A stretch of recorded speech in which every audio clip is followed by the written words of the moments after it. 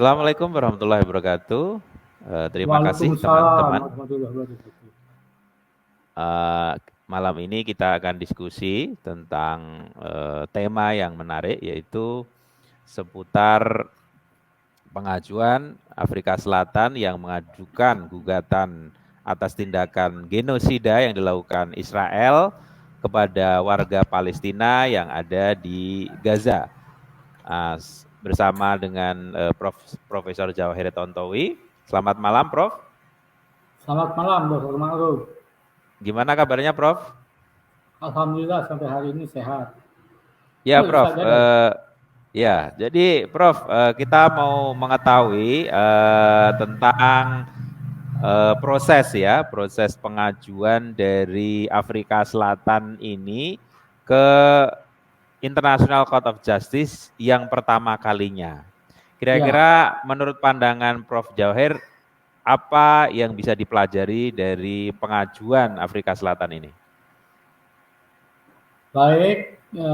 Saya sudah mulai dari tadi siang mendengar perdebatan sekitar alasan-alasan argumentasi hukum internasional, termasuk juga alasan-alasan dari persoalan Human Rights International Law. Jadi saya sepakat dan sangat mendukung upaya yang dilakukan oleh beberapa negara. Ada Afrika Selatan, ada Bolivia, Chili, dan Malaysia ya. Selain Malaysia juga ada satu negara Turki. Nah, di sini pemerintah Indonesia absen ya, karena memang gugatan ini diajukan hasil kongres antara negara-negara yang disebut tadi, yaitu Afrika Selatan, Bolivia, Chili, Malaysia, dan Turki ya. Nah, dari hasil kongres itu kemudian mereka sepakat untuk membawa atau menyeret tindakan pemerintahan negara Israel itu ke Mahkamah Internasional.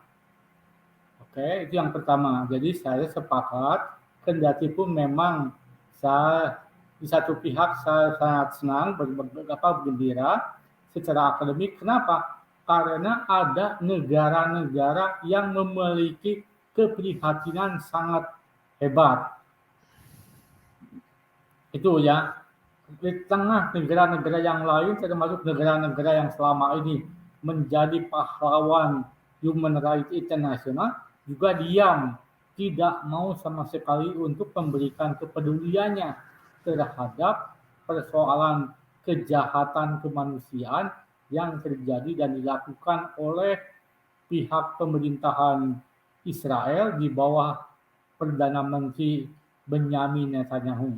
Itu jelas-jelas bukan sekedar kejahatan dalam perang, tapi kejahatan kemanusiaan yang lebih luas, masif, dan ini sungguh mengancam peradaban dan perdamaian umat manusia sejagat raya ini. Itulah sebabnya saya sangat mendukung dengan upaya yang dilakukan oleh pemerintah Afrika Selatan dengan negara-negara sahabatnya. Ada di sana Bolivia, ada Chili, ada Malaysia, dan juga ada negara Turki yang terlibat dalam pengajuan gugatan tersebut ya.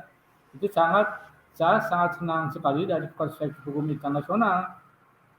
Nah, mungkin ini tentu saja adalah langkah awal, sebab kalau kita berdasarkan kepada Statuta Roma 1988, mestinya kejahatan perang, kejahatan genosida itu bukan dibawa dan diadili di Mahkamah Internasional atau International Court of Justice, tetapi harusnya dibawa dan diseret di International Criminal Court ataupun disebut dengan Mahkamah Pidana Internasional yang sama-sama tempatnya itu di Den Haag. Itu tempat atau peradilan yang pernah dilakukan terhadap Pinochet, dan terakhir saya kira yang pernah dibawa di Mahkamah Pidana Internasional itu adalah penjahat perang dari Yugoslavia, yaitu Slobodan Milosevic ya. Nah, saya kira jadi dengan adanya upaya yang dilakukan oleh pihak negara Afrika Selatan, Bolivia, Chili, dan Malaysia itu mudah-mudahan ini sebagai langkah awal, sebagai tahap awal yang suatu saat prosedur awal ini dapat diusulkan ke Majelis Umum PBB yang kemudian oleh Majelis Umum PBB dapat mendapatkan kesepakatan untuk mendapatkan semacam persetujuan dari Dewan Keamanan PBB. Mengapa syarat ini sangat penting? Syarat ini sangat penting sebab untuk mengajukan gugatan langsung ke Mahkamah Pidana Internasional dalam konteks hukum pidana internasional itu ada prosedur yang harus dilalui. Jadi sebelum dilakukan peradilan itu harus dibahas dulu di Dewan Keamanan atau Security Council of United Nations. Nah, itulah sebabnya saya kira ketika syarat ini sangat susah, sebab pemerintah Israel akan didukung oleh negara-negara besar, ada Amerika Serikat, ada Perancis, ada Inggris, dan negara-negara itu adalah merupakan anggota tetap daripada Dewan Keamanan PBB, sehingga jika kemudian Dewan Keamanan PBB berupaya untuk membicarakan kasus Israel dalam sebuah peradilan pidana internasional, tentu saja persetujuan ini sangat penting. Persetujuan dari Dewan ataupun semacam usulan dari Dewan Keamanan PBB itu menjadi syarat mutlak untuk dapat dibawanya kejahatan genosida Israel itu ke dalam Mahkamah Pidana Internasional. Karena itu saya kira sekarang bagaimana proses kita tunggu wait and see later bahwa suatu saat bagaimana hasil daripada inisiatif yang dibawa oleh beberapa negara tersebut membuahkan hasil.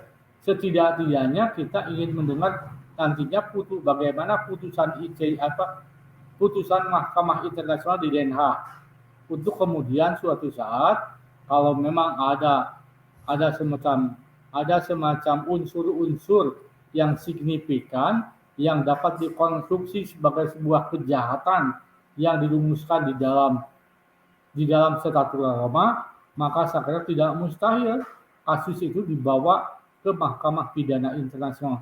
Tapi sekali lagi harus ada upaya.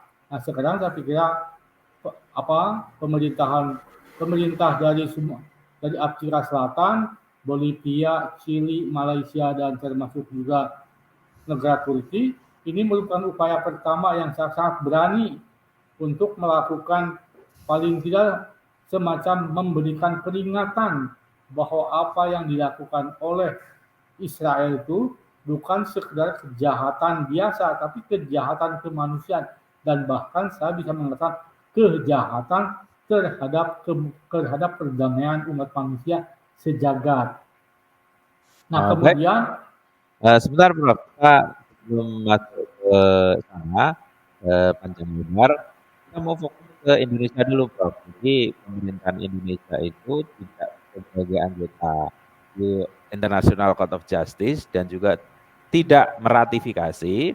Jadi posisinya adalah mendukung secara moral dan politik, tetapi ada catatan Prof. Jadi Indonesia sampai sekarang itu belum menyatakan bahwa tindakan Israel yang membunuh 23.000 warga Palestina di Gaza itu adalah bukan termasuk genosida, jadi termasuk agresi terhadap entitas yang lain gitu, kira-kira gitu. Nah, menurut Profesor gimana nih? Ya, baik, saya pikir itu mungkin sikap kehati-hatian Indonesia yang dalam saat ini sedang berhadapan dengan problem domestik, yaitu pemilihan umum ya. Dan saya pikir kebijakan pemerintahan Pak Jokowi itu sesungguhnya sudah banyak memberikan dampak dalam konteks kinerja internasional. Sayang sekali jika kesempatan ini tidak digunakan oleh pemerintahan Presiden Jokowi. Menurut saya ketinggalan betul kita dalam konteks isu-isu global, dalam konteks implementasi Undang-Undang Dasar. Jadi Indonesia sudah memiliki komitmen ikut serta dalam perdamaian dunia. Dan salah satunya ikut serta dalam perdamaian dunia itu harus secara moral maupun secara judicial atau secara yuridis dan secara filosofis. Seharusnya Indonesia tidak boleh ragu-ragu. Kenapa? Sebab kalau saya begini, Indonesia kan punya Pancasila ya. Pancasila itu bukan sekedar dasar negara, tapi merupakan merupakan cita-cita hukum yang dapat dipergunakan untuk menutupi kekosongan hukum ya. Jika Indonesia kemudian is not state by sebuah negara, bukan negara yang terikat dengan Statuta Roma itu, tidak berarti bahwa Indonesia terlepas dari kewajiban untuk memberikan pertolongan, sekaligus juga memberikan dukungan secara moral dan secara judicial, secara moral maupun secara yuridis ya. Nah, jadi kalau kita ingin gunakan justifikasi dasar negara, itu jelas Indonesia dan sila ketiga mengingatkan kemanusiaan yang adil dan beradab. Ketika Palestina itu sebagai sebuah entitas sosial yang jelas-jelas di sana punya semacam kedaulatan, kemudian ada negara yang berupaya untuk melakukan semacam atau mempraktekkan model penjajahan baru, the new type of colonized countries ya. Jadi Israel itu bisa dikategorikan sebagai model penjajahan model baru ya. Dia menggunakan justifikasi bahwa ini alasan yang dikemukakan oleh Benyamin Netanyahu pada saat melakukan pembelaan tadi pagi ya di Den Haag, katanya bahwa pemerintahan Israel itu melakukan agresi ke sana tuh bukan melakukan peperangan, tetapi mencegah atau melakukan pencegahan terhadap serangan-serangan yang dilakukan oleh Hamas. Dan Hamas is not state, is not sovereign state. Jadi Hamas itu bukan sebuah negara berdaulat, tapi dia menyatakan bahwa Hamas itu merupakan teroris. Menurut pandangan Benyamin Netanyahu sebagai argumentasi untuk menghindar dari tudingan genosida. Nah, saya sebagai orang Indonesia yang belajar hukum internasional, mestinya ketika Indonesia bukan negara yang terikat dengan Statuta Roma, tidak berarti bahwa kita terbebas untuk tidak memberikan bantuan atau terbebas dari kewajiban moral kemanusiaan atau kewajiban moral internasional untuk memberikan dukungan, termasuk juga dalam konteks ini ikut terlibat dalam memperjuangkan bagaimana Indonesia terlibat proaktif, terlibat untuk menyeret pemerintahan Benyamin Netanyahu ke Mahkamah Pidana Internasional. Bisa tegaskan akan jauh lebih, tetapi kendati pun saat ini dari beberapa negara itu buruh sampai pada upaya mengajukan gugatan pada tingkat awal di Mahkamah Internasional Den Haag, itu pun menurut saya adalah merupakan langkah yang sangat signifikan dan perlu kita hormati dan juga kita perlu dukung. Dan oleh karena itu maka Indonesia sebagai negara terbesar, negara penduduknya terbesar Muslim, ada alangkah eloknya atau alangkah bagusnya ketika Presiden pemerintahan Indonesia sekarang itu dapat menyerukan dan minimalnya mensosialisasikan upaya-upaya yang dilakukan oleh beberapa negara ini untuk setidaknya di negara-negara ASEAN atau di negara-negara anggota Konvensi Islam Internasional untuk menjadi satu suara dalam kaitannya memperkuat dukungan bagaimana suatu saat bahwa hasil putusan dari Majelis Pengadilan Internasional itu dapat kemudian dibawa dan direkomendasikan dan dibawa untuk dibicarakan di tingkat Majelis Umum Perserikatan Bangsa-Bangsa. Mungkin target-target sebentar, Prof. Tahapan awal. Ya, oke. Sebentar, Prof. Saya salah dikit, Prof. Jadi saya tegaskan lagi berdasarkan pernyataan Prof. Jawahir tadi, Indonesia belum bisa mengatakan tindakan Israel membunuh warga Palestina di Gaza itu sebagai bukan tindakan genosida karena Indonesia masih gamang untuk menyatakan bahwa misalnya Hamas itu antara sebagai teroris ataupun sebagai freedom fighter yang memiliki hak untuk melawan, termasuk juga bersenjata, karena ini kan dari 3 hak bangsa Palestina. Yang pertama adalah right of return, kembali untuk ke tanah airnya para pengungsi itu. right, self of determination, menentukan nasib sendiri sebagai sebuah bangsa, dan right of resistance, artinya dengan perjuangan bersenjata. Apakah karena itu, Prof? Iya, bisa juga saya pikir ya.